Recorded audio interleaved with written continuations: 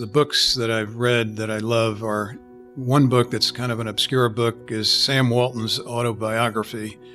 This is called Made in America, and it was actually written when he was dying. He knew he was dying. And when a person who's worth $25 billion writes his memoirs, you know he's talking from the heart. At that point, he had nothing more to sell, nothing more to gain, and he knew he was dying.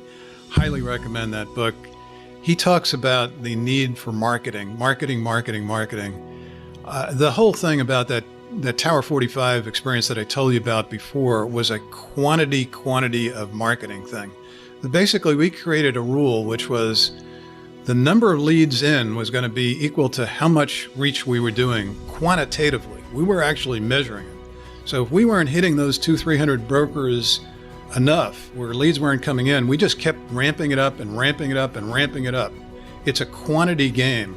So Sam Walton talks about how even as a kid, as he was growing up, he would say hello to every person that he could possibly say hello to and shake their hand and introduce himself.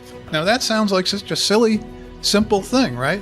But he writes about that in his early days as a kid growing up in the business, how he would just shake everybody's hand. It was all about marketing. He was always thinking about how to get people in the store. So one day he created this giant stack of Tide. They managed to get a huge amount of Tide, the detergent, for a huge discount, and they mounted it in the parking lot like a pyramid.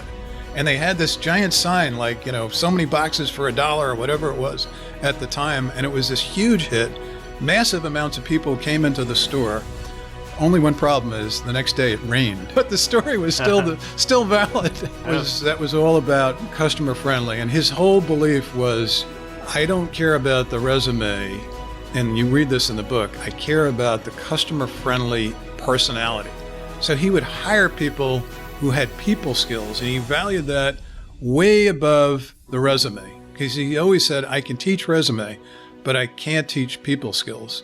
So those were things that were really big on my mind that I learned about quantity of marketing, quantity, and creativity of marketing. In my view, marketing has got to be part of your soul in business. It's got to be something constantly going on all day long.